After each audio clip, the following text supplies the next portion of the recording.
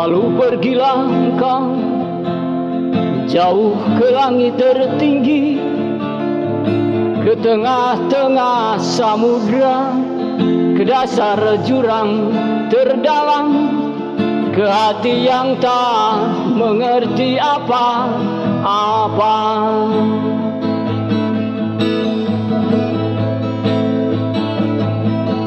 Lalu pergilah engkau jauh ke langit tertinggi, ke tengah-tengah samudra, ke dasar jurang terdalam, ke hati yang tak mengerti apa-apa.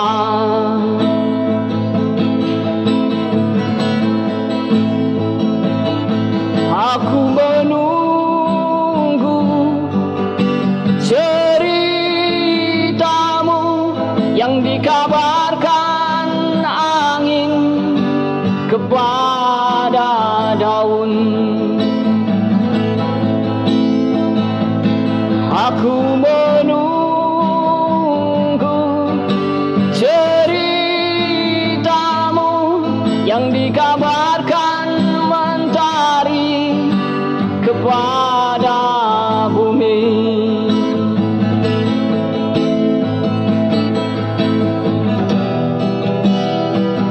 Bahwa esok pagi ada yang menjadi pahlawan, bahwa esok pagi ada yang menjadi penjilat,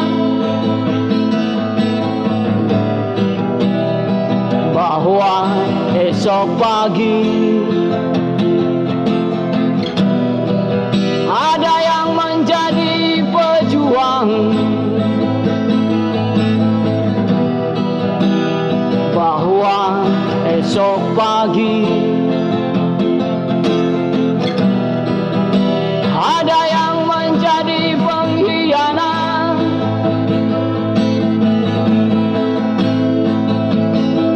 Lalu pergilah engkau jauh ke langit tertinggi, ke tengah-tengah samudra, ke dasar jurang terdalam, ke hati yang tak mengerti apa-apa.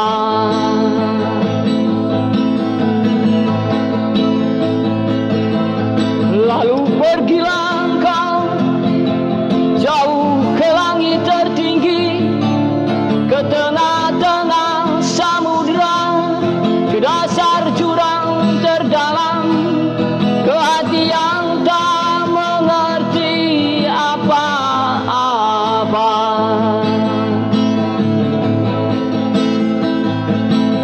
Lalu pergilah engkau jauh ke langit tertinggi, ke tengah-tengah samudra, ke dasar jurang terdalam, ke tengah-tengah samudra, ke dasar jurang terdalam, ke hati yang tak mengerti apa-apa.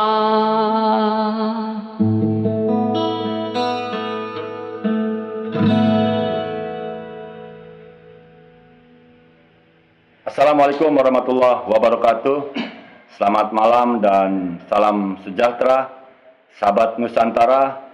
Pada malam hari ini, Majelis Seni dan Tradisi Cirebon berkesempatan bersilaturahmi di Galeri Buni Asih. Nah, kenapa galeri ini bernama Buni Asih? Konon Buni ini bersembunyi dan Asih itu adalah cinta. Nah, maka galeri ini adalah cinta yang tersembunyi. Ini galeri ini pribadi milik Pak Kuswa, tidak ada campur tangan dari pihak manapun. Jadi murni milik Pak Kuswa. Sahabat Nusantara, bersama saya pada tema malam hari ini adalah wajah pura-pura seni rupa Cirebon.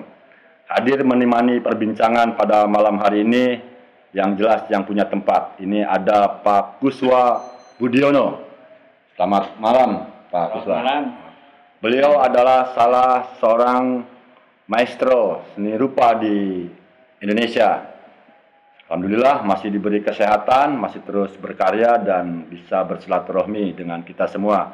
Menemani Pak Kuswa, di sebelah kanan Pak Kuswa ada Mas Agung M. Abdul. Nah, beliau adalah perupa muda dari Kota Kuda, Kota Kuningan, ya Mas Agung ya, dari Kuningan. Ini. Di sebelah kiri saya ada Mas Kijun, Dedi Kijun, sama-sama namanya Dedi, jadi Dedinya dihilangkan. Mas Kijun ini juga salah seorang perupa dari Kota Majalengka. Cuman berpetualang dari berbagai kota di Indonesia ya.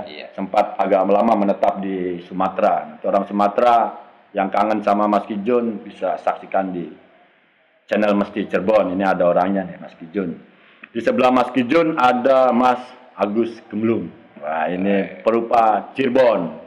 Lengkap sudah beberapa perupa ini. Yang Indramayu tidak bisa hadir, mohon maaf. Jadi nanti mudah-mudahan teman-teman perupa dari Indramayu akan bergabung bersilaturahmi bersama kita. Sahabat Nusantara, seperti tema pada malam hari ini adalah wajah pura-pura seni rupa Cirebon. Saya akan bertanya terlebih dahulu ke Pak Kuswa karena beliau lebih senior di antara yang lainnya, ya kan? Jadi Pak Kuswa ini sudah malang melintang di berbagai kota, bukan saja di Indonesia tapi juga di beberapa kota di dunia. Jadi Pak Kuswa bisa menjelaskan ke kami, sahabat Nusantara, perkembangan seni rupa dari bahula sampai ayeuna gitu. Silakan Pak Kuswa. Ya, terima kasih. Ini pertanyaannya nih luas banget ya. Luas. Sambil diminum nggak apa-apa. Ini luas banget. Jadi kalau perkembangan apa namanya? Seni rupa. Seni rupa di Indonesia saja mungkin ya nggak mampu saya menjelaskan. Karena memang terlalu panjang. Itu kan berbicara tentang sejarah ada ya. Jadi itu mungkin pertanyaan itu lebih disederhanakan mungkin wilayah Cirebon saja atau Majalengka saja atau Kuningan saja. Kalau Indonesia luas banget. Ya. Pak Kuswa, di tayangan Majelis Seni dan Tradisi Cirebon ini kita bersepakat bahwa Cirebon, kota, kabupaten, Indramayu, Majalengka, dan Kuningan, bahkan sampai ke Subang, itu memang satu suku Cirebon. Cuman yang membatasi kita itu adalah administrasi saja.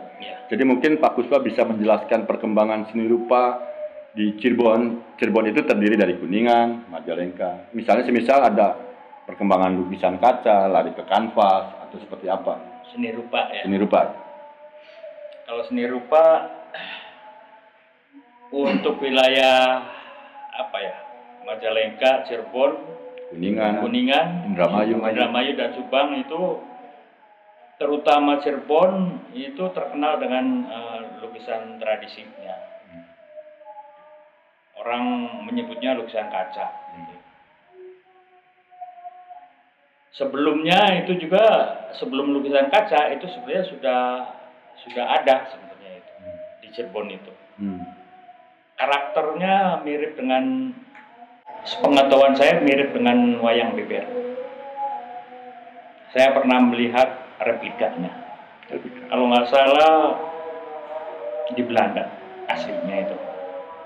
Yang ada itu foto, gambar kemudian diulang di atas kaca itu oleh Rastika. Kalau nggak salah. Saya sempat lihat kok. Jadi ceritanya cerita pewayangan lah, pewayangan sedekah bumi sebenarnya sih. Kalau di Kuningan dan Majalengka itu sebenarnya ada tapi tidak terlalu apa namanya, tidak terlalu dikenal. Sebenarnya sih ada, tapi mereka sangat tidak dikenal gitu.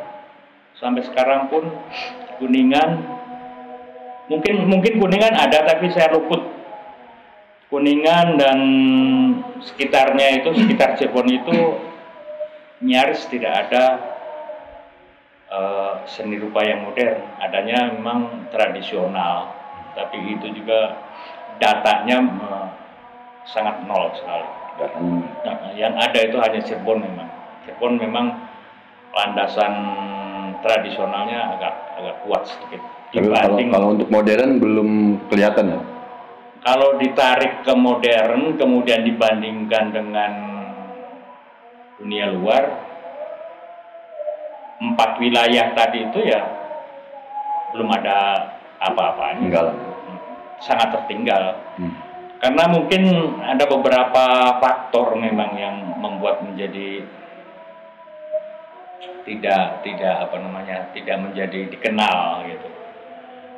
Tapi lukisan kaca kan mulai dikenal juga, cuman kan karena kaca jadi sangat riskan gitu, jadi tidak begitu dilirik oleh para pembeli gitu. Jadi kalau ditarik modern masih jauh lah.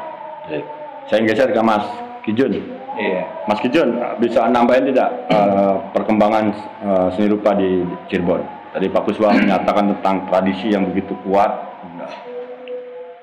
Nyaris sepakat sebetulnya kalau kemudian Cirebon diambil dalam pemetaan.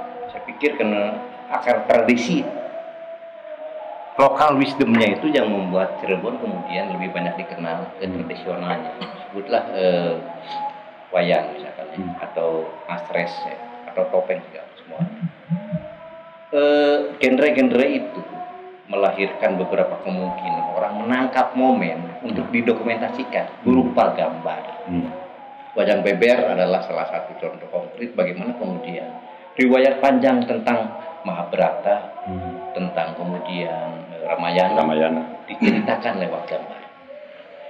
Kalaupun kemudian masa-masa berikutnya perkembangan survival daya tahan orang menggeluti kesenian dengan menggunakan media kaca, juga itu tanda yang memang harus kita garis bawahi bahwa Cirebon pernah ada lukisan kaca.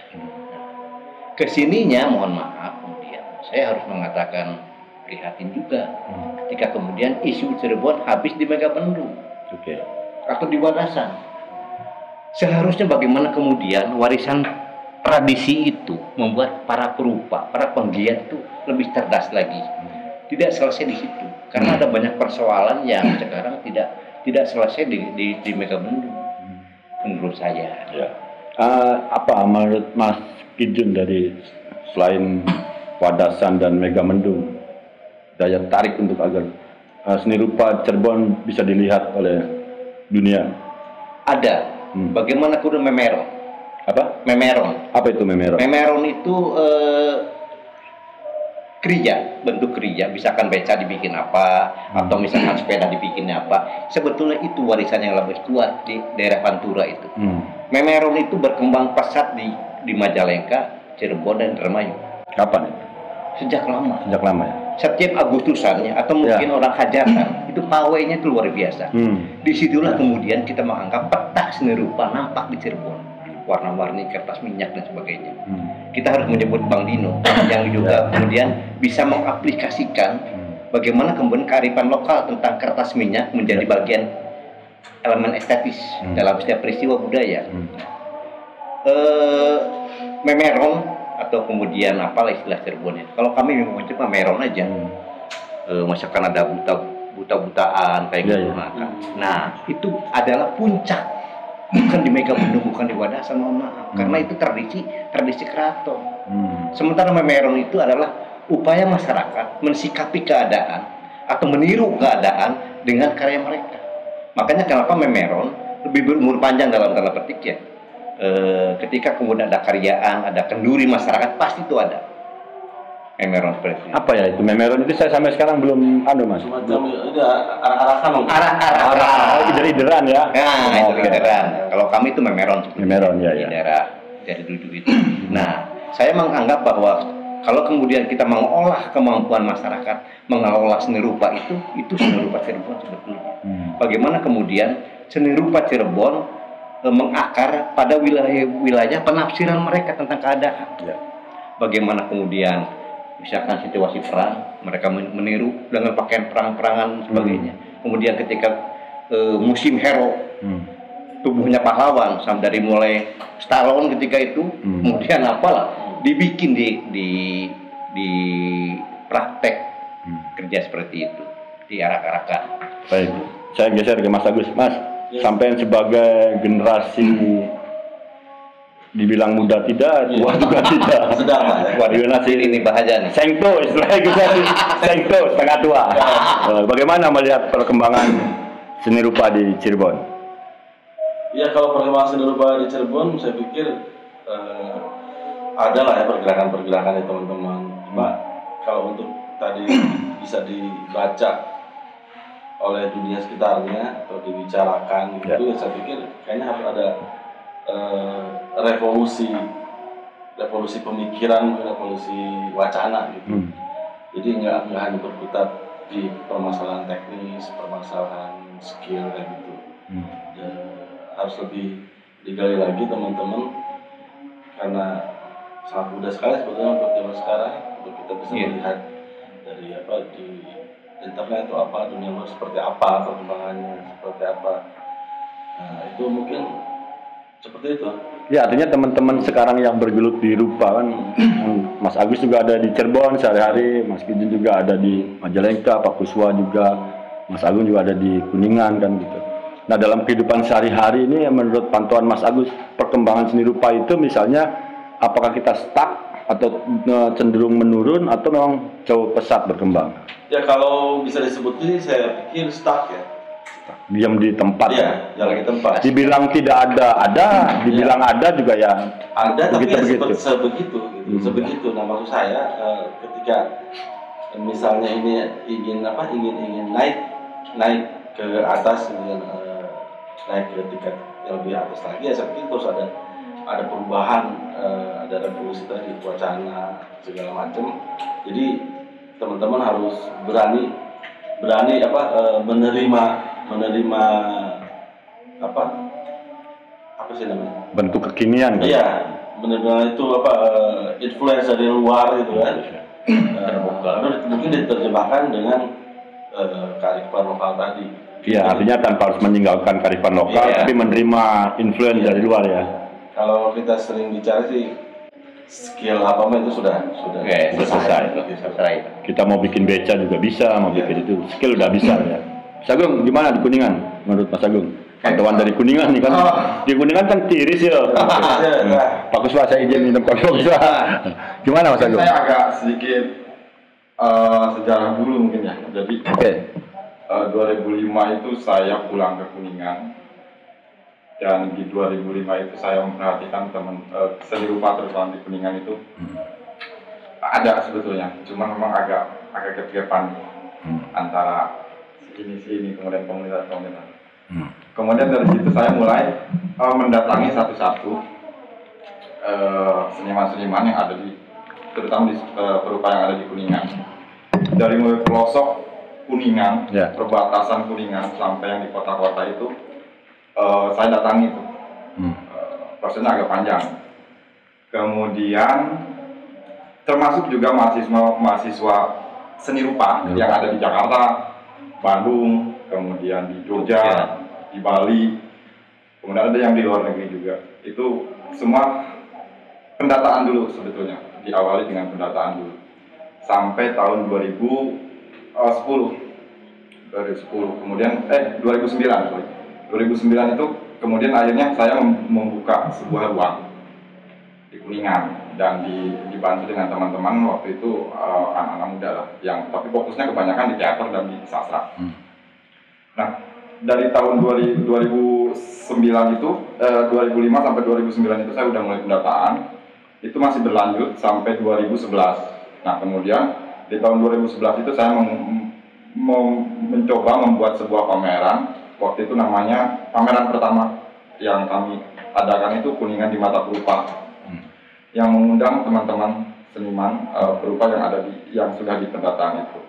Tapi beberapa ada yang tidak bisa ikut karena berada yang jauh, kemudian ada yang memang kendala dan lain-lainnya, karena waktu itu memang tidak ada anggaran sama sekali. akhirnya hanya 15 orang waktu itu, dan itu yang ada di Kuningan. Kemudian dari situ saya masih pendataan itu sampai 10 tahun besok Desember. Sampai 10 tahun Desember. Nah, dari perjalanan 2005 sampai 2020 sekarang Desember nanti 10 tahun itu kita sudah diarsipkan, kemudian kita akhirnya membuat semacam kayak angkatan-angkatan seni rupa yang ada di Kuningan. Khusus di Kuningan itu? Ya. Nah, ternyata di Kuningan itu memang ada sejarah, Pak. Ketika zamannya Kaimin Bunka Sidoso. Apa? Kaimin Bunka Sidoso. Jepang, waktu zaman Jepang itu kemudian ada seniman Indonesia muda. Ternyata ada orang Kuningan di situ. Ada orang Kuningan, dan memang waktu itu mungkin teman-teman yang dekat dengan Pak Haji Rosidi mungkin tahu, salah satu karyanya memang bukan salah satu, karyanya kebanyakan itu dikoleksi dibantu oleh Pak Haji Rosidi. Nah, dari situ akhirnya ada lagi beberapa, kemudian ada Sahri, tadi ada pelukis Sahri yang itu dia seangkatan dengan Nasar.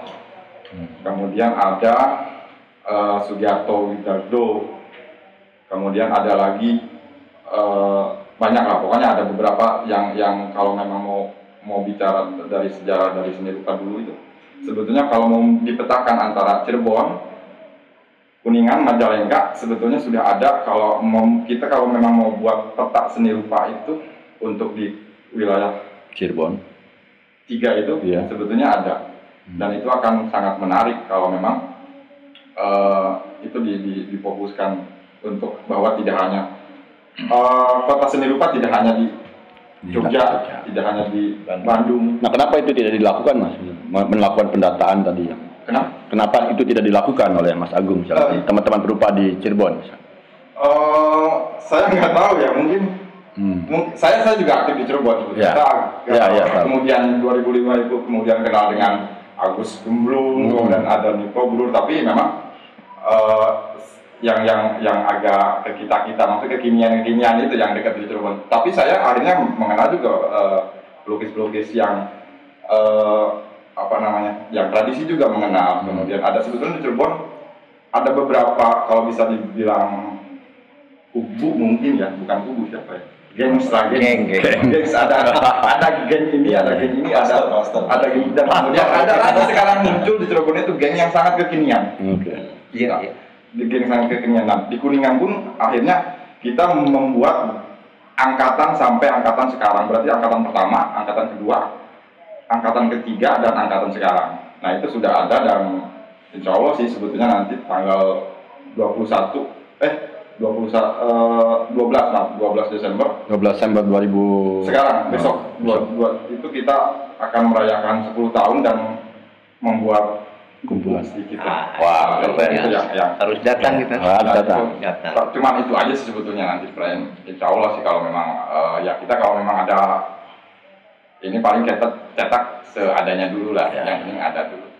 Nah, kemudian kalau misalkan bicara di Cirebon, kebetulan saya juga aktivitas banyaknya di Cirebon sebetulnya.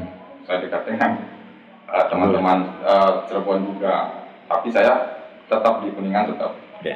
Saya coba ke Pak Kuswa. Pak, apa yang harus dilakukan oleh generasi sekarang agar proses seni rupa, perkembangan seni rupa itu kelihatannya kalau masyarakat sudah tidak ada masalah, berbeda dengan seni pertunjukan ya. Ada masyarakat yang sudah mulai meninggalkan. Tapi kalau seni rupa ini kan masyarakat tidak ada persoalan, yang justru kelihatannya ada persoalannya di antar para perupa ini, para pelukis. Apa sih yang harus dilakukan, Pak? Faktor pendukung untuk menjadi kita eksis itu di 3 wilayah itu masih milik sendiri-sendiri gitu. Belum ada konsolidasi. Misalnya bikin satu gedung pameran misalnya. Di Majalengka nggak ada, di Cirebon juga nggak ada, di Kuningan juga ada loh. Sekarang ada di basement. Punya basement. Tapi bukan pribadi ya? Bukan. Milik bersama ya? Itu mestinya Kalau seni rupa ingin maju ya harus ada wadahnya. Tanpa, kalau pelukis kan udah banyak gitu. Tinggal wadahnya kan nggak ada. Mereka kalau mau pameran bingung di mana, kemana. Nah itu juga kendala itu. Nah, ketika Bapak, sorry saya sebutnya muda, ketika Bapak masih muda tuh, itu menjadi problem atau nggak tempat-tempat pameran gitu waktu Bapak? Ya, muda saya kan di Bandung. Iya, waktu itu di Bandung tuh ada tempat ya? Tempatnya banyak. Tempatnya banyak ya. Iya. Di Jakarta dekat. Ya orientasinya hampir semua seniman Bandung itu kan di Jakarta. Ya. Di Bandung sendiri waktu zaman itu ada tapi tidak terorganisasi dengan baik. Mungkin sekarang ini sedang menggeliat mungkin ya, karena yang ininya muda-muda gitu. Oh dulu adem ayem aja udah, kumuh apa kayak gitu lah. Di tempat pembuangan sampah juga bisa jadi pameran ya Pak? Iya.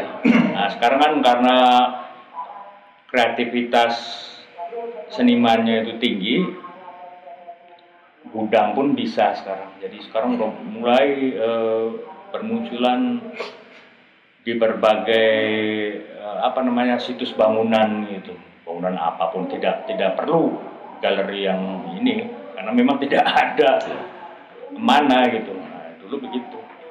Jadi maksudnya hal yang terkait dengan galeri itu juga tidak itu terlalu. Kan galeri kalau persoalan SDM kan banyaklah sudah ikut campur pemerintah. Nah, persoalannya juga itu masalah juga karena pemerintah itu bisa dijadikan sebagai institusi yang resmi. Jadi pemerintah itu kan harus menaungi seluruh masyarakatnya, termasuk di dalamnya seniman. Mestinya ada itu. Jadi tetap harus ada peran serta pemerintah di dalamnya. Harus ada, meskipun misalnya galeri secara pribadi itu bermunculan, tetap institusi pemerintah itu harus ada karena nantinya akan menjadi tolok ukur galeri-galeri yang ada di kotanya. Harus lebih lebih sakti lah pemerintah itu. Duit ada, itu. orangnya ada. Iya, ada semuanya lengkap kan. Kalau nggak sakti ya harus lebih sakti. Kalau nggak sakti bukan pemerintah. Ya, itu saja. Harusnya pemerintah itu tidak boleh meresmikan pameran seni rupa yang di lapangan parkir. Dia ilegal, seolah-olah ya kan? Seolah menonjok muka sendiri. Jadi kalau ada kegiatan pameran di parkiran terus diresmikan sama pemerintah, dia menonjok mukanya sendiri. Baik, daripada tonjok-tonjokan ini Pak sahabat Nusantara hadir juga di galeri di galeri Budi Asih ini salah satu musisi Majalengka. Seperti apa beliau? Mari kita saksikan. Selamat menyaksikan.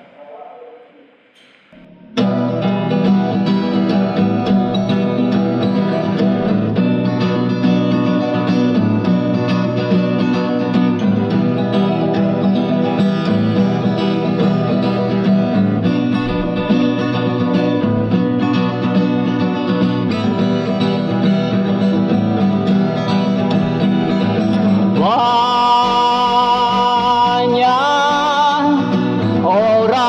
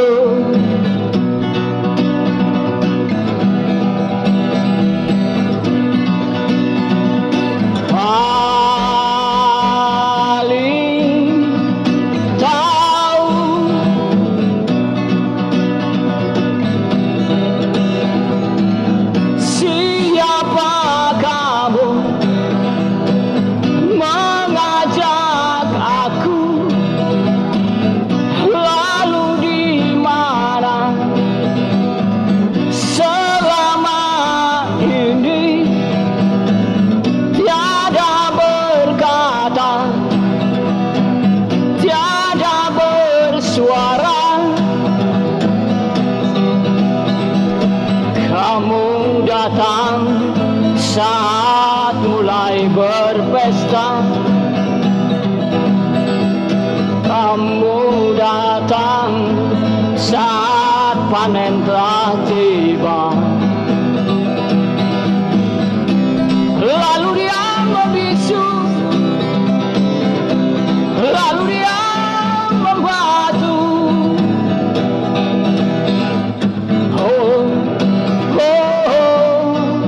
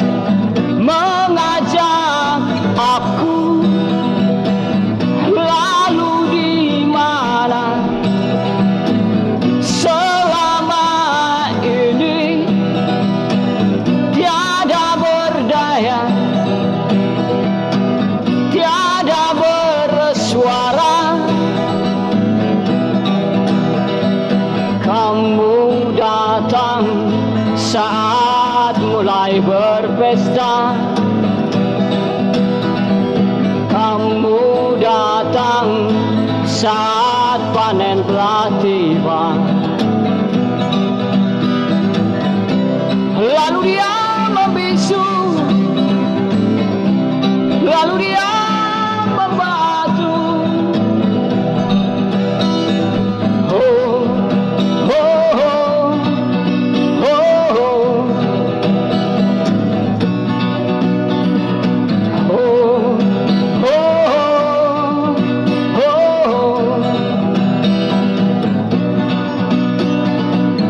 Lalu tiba-tiba saja datang manusia bertopeng mengajak aku.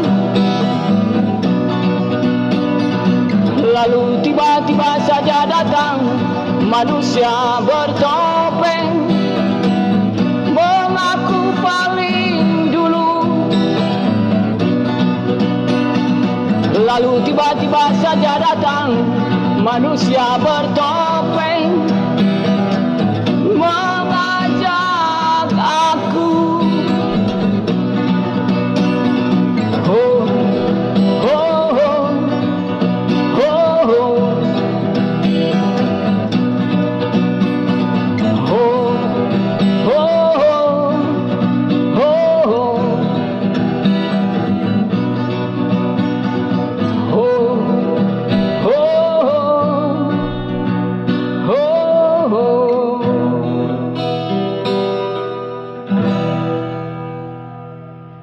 Oke, kita beri plus buat Iwan Sabumi. Iman Sabumi. Iman Sabumi ini adalah salah satu penggiat di Teman Sepaham. Komunitasnya bernama Teman Sepaham. Barusan yang tadi sahabat Nusantara dengarkan adalah lagu dengan judul Manusia Topeng. Pas nih dengan tema kita nih tentang kepura-puraan, wajah pura-pura dan ada topeng juga. Baik, saya nggak tahu harus bertanya ke siapa nih. Ke bapak-bapak dan saudara-saudara sekalian, apa sih yang membuat bapak-bapak dan saudara-saudara bertahan di seni rupa, berada di Cirebon dan bertahan di pilihannya adalah seni rupa? Kenapa tidak jadi pengusaha gitu? Misalnya, siapa dulu? Pengusaha. Oh, coba gimana? Masa dulu. Saya sudah jadi pengusaha Jadi seni rupa ya. Jadi seni rupanya sambilan. itu panggilan ya, bukan sambilan, ya panggilan. Jadi saya pikir kenapa kita bertahan ya itu persoalan panggilan aja, panggilan dari sini lah ya. Hati. Dari Hatinya manggil Mas Agus ya, gitu atau gimana? Gitu. menggambar. Nah, jadi kalau misalnya ada sesuatu ya pasti kita tergerak di situ gitu. Selalu tergerak di situ. Dan saya pikir tema yang sekarang itu tentang pura-puraan gitu ya, terkadang saya agak jengah gitu kalau misalnya ada beberapa kita Cirebon bisa Cirebon berpura-pura bahwa ini adalah terhebat, terapa gitu. Cuma saya pikir ya itu kan harus diaplikasikan yang sebenarnya gitu. Misalkan itu tadi, kalau misalnya kita memang pengen dilihat ya harus berbeda gitu ya, untuk seninya.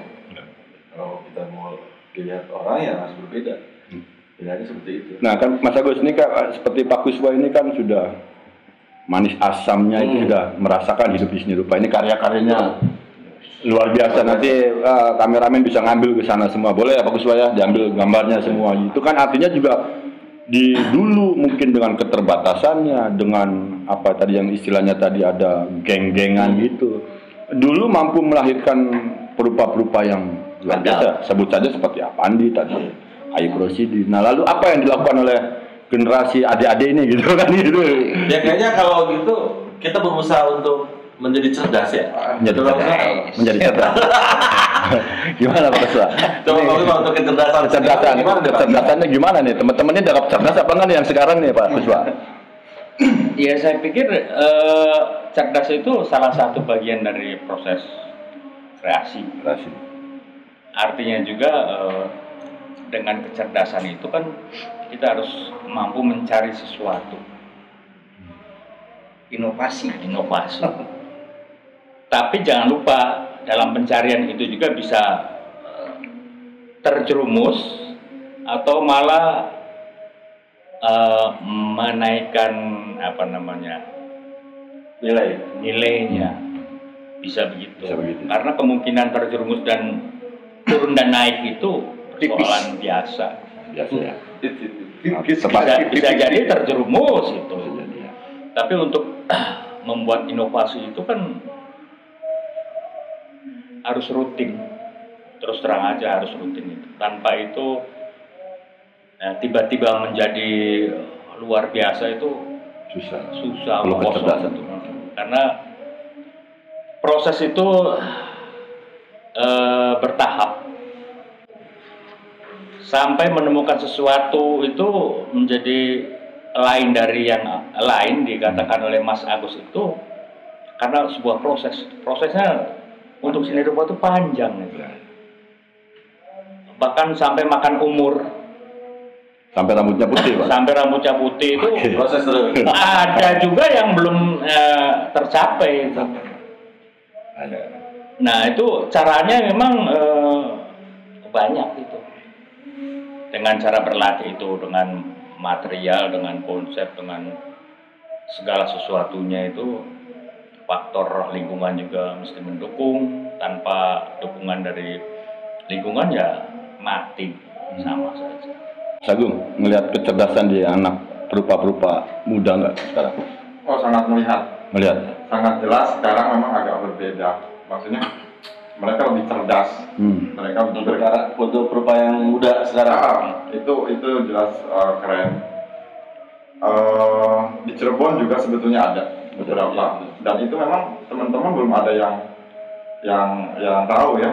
Karena ada dia sudah bermain video art, kemudian dia sudah bermain ilustrasi digital, seni-seni digital, street art jelas itu ada sebetulnya. Dan yang paling keren lagi mereka bermain maksudnya bermain berjejaringnya keren dengan orang-orang yang keren-keren juga. Gitu. Jadi kekiniannya memang ada. Artinya kalau gitu seni rupa hanya untuk dinikmati oleh orang-orang keren dong, karena jejaringnya enggak kan? Enggak juga. Jadi sekarang yang saya lihat seni rupa itu bagaimana caranya si masyarakat itu tidak dibuat susah dengan karya seni rupa. Ya. Nah, kalau yang saya lihat, jadi ketika misalkan ada lukisan, ini namanya apa ini segala macam, misalkan yang abstrak gitu ya, yang abstrak apa gitu, mereka sudah tidak yang sekarang sudah tidak lihat itu, tapi sudah lihat oh ya udah bagus nih, udah nyaman. Mas, ya.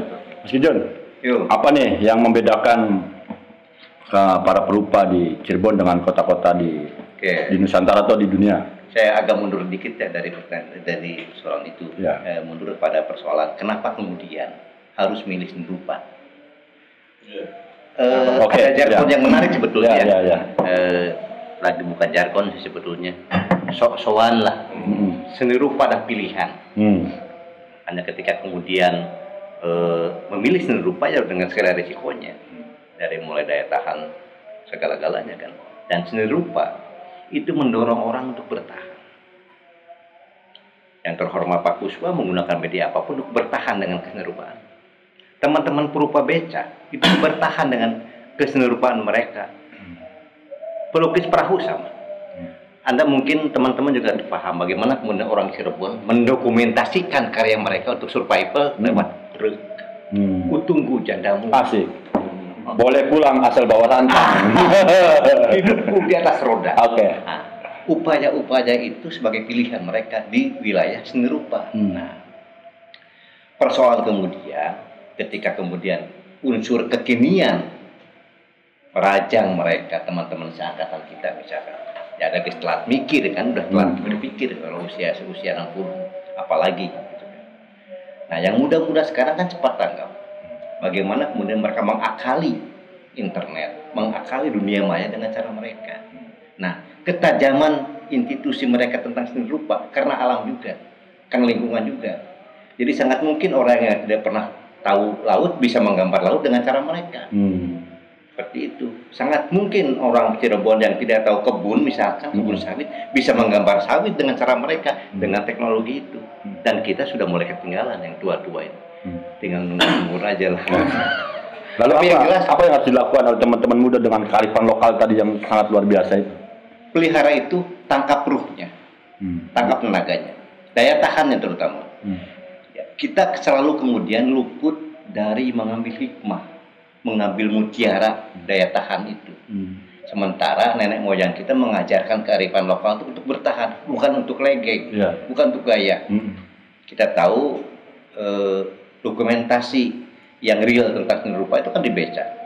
Zaman Indimoy, pemandangan semua gambar. Di beca juga, di kap beca, jok beca dan sebagainya. Zaman Hero, penokohan, ada wayang misalkan. Cowboy. Nah, Hero juga masih Cobra, Jenggo dan sebagainya, Stallone. Sampai tersayang sinetron dilukis. Nah, Barack Obama juga dilukis. Iya, dilukis. Itu artinya bagaimana kemudian mereka bertahan dengan seni rupaan dan tidak meninggalkan lingkungan. Itu yang menarik sebetulnya. Kalau teman-teman kekinian bisa menangkap itu luar biasa lah. Mas Agus, ada yang mau tambahin pendapatnya Mas Gijon? Ya betul sih, dari kearifan lokal itu yang harus diangkat, digali, bukan digali dan dikembangkan ya. Jadi itu betul sebagai ruhnya. Agar bisa jadi itu menjadi karya kita berbeda. Iya. Gitu. Mas Agus kan sekarang main di kaca ya kalau nggak salah. Ya. Mengembangkan kearifan lokal seperti tradisi lukisan kaca gitu tidak? Ya, saya coba memperlakukan kaca dengan lukisan kaca tapi dengan cara yang lain gitu. Seperti itu. Sagung, Kuningan apa yang akan dilakukan dengan kekiniannya teman-teman berupanya? Untuk Kuningan yang sedang digarap dengan teman-teman, 2020 awal itu kita buat platform seni dan budaya, itu isinya itu ada seniman, kemudian ada komunitas-komunitas yang ada di Kuningan semua. Namanya PSK. Apa itu? Paguyuban Seni Kuningan. Kita buat agak sedikit Seksi juga tuh ya. Oke. Tapi keren ya pendokumentasiannya sih. Iya, luar biasa. Cirebon belum punya. Belum. Nah itu udah beberapa kali. Baru pertama terakhir kemarin 2 minggu kemarin itu ada pertunjukan podcast dan pertunjukan virtual yang YouTube-nya nggak tahu kapan hari 2 minggu sekarang ditayangkan. Kemudian di Desember awal itu ada pameran foto dan akan ada Kuningan Biennale. Nah, Salah Cirebon. Kuningan punya Agung itu ya. Kuningan Biennale itu sebetulnya riset kita dengan teman-teman itu dari tahun 2017 kita mulai riset tentang Kuningan. Kira-kira mau apa sih yang mau diangkat, karena kalau untuk seni rupa kayaknya nggak terlalu, kalau untuk fokus langsung ke seni rupa itu kayaknya kita bukan ini ya, karena kita bahkan akan dengan teman-teman lain misalnya kalau untuk di seni rupa maksudnya karena petanya masih kecil akhirnya kita riset tentang perniagaan yang ada di Kuningan, dari sejarah kemudian dikembangkan ke segala macam. Nah, jadi harusnya sih Kuningan Biennale itu di 2020 kemarin kita sudah launching di Maret. Pas launching 2 hari kemudian tutup. Oh ya ada itu ya. Tapi saya udah store sekarang. Oke, baik. Saya di penghujung perbincangan nih Pak Kuswa. Mumpung kita bersilaturahmi semua, ini ada teman-teman perupa muda yang sengtu ada, setengah tua, yang tua juga ada. Apa sih Pak harapan Pak Kuswa sebagai yang lebih senior dibandingin perupa-perupa yang lain, masa depan seni rupa agar Cirebon bisa berdiri sejajar dengan kota-kota di Nusantara atau di dunia, Pak? Hanya satu kata itu, Ya. belajar. Kalau belajarnya terus-menerus, belajar itu kan bisa mandiri, juga bisa mengundang guru atau yang akan memberikan pembelajaran itu, saya kira. Nanti dari situ akan terjadi suatu perkembangan yang luar biasa. Misalnya juga diadakan pendidikan seni misalnya, meskipun D1 atau SMA seni gitu ya, nggak tahu juga tuh. Tapi itu sedikit banyaknya itu akan mendukung perkembangan yang luar biasa. Meskipun hanya SMK seni itu luar biasa itu dampaknya terhadap lingkungannya itu. Nah, dalam sekolah itu baik teori maupun praktek itu ada di situ harusnya. Jadi itu sedikit banyaknya akan ini. Selain itu juga yang tidak mampu sekolah ya belajar mandiri atau sering berpameran dengan mendatangkan kuratorial yang baik tentunya ya. Artinya kurator yang mampu membawa masyarakat seni itu menjadi baik, atau juga bisa memanggil pembina. Yang dibina itu kan tidak hanya persoalan wilayah non seni rupa, orang seni rupa juga harus ada pembinanya. Karena tanpa guru juga itu repot itu. Mencari sendiri itu perbandingan dengan ada pembina itu 1:10. 10 tahun itu mandiri. Kalau 1 tahun itu ada pembina udah cukup. Sebentar itu. Karena mereka tidak paham dengan bagaimana sih mengembangkan lukisan kaca atau beca menjadi bagaimana kapal. Ya seumur hidup dia gambarnya ya gitu aja. Nanti paling karena ada zaman HP ya gambar HP. Abangnya mau ayam kokok jadi HP. Jadi apa namanya yang dilihat ya kemudian diimplementasikan gitu, tidak melalui pengendapan dan berpikir. Karena berkarya itu kan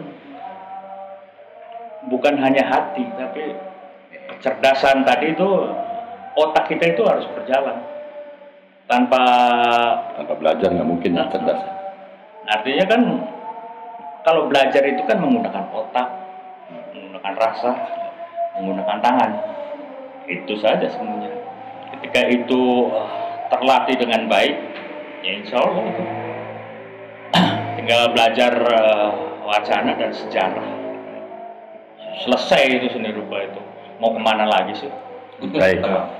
Ini Pak Kuswa, saya Majelis Seni dan Tradisi serta teman-teman pertama ucapin terima kasih sama-sama telah diperkenankan bersilaturahmi di galeri yang cukup keren.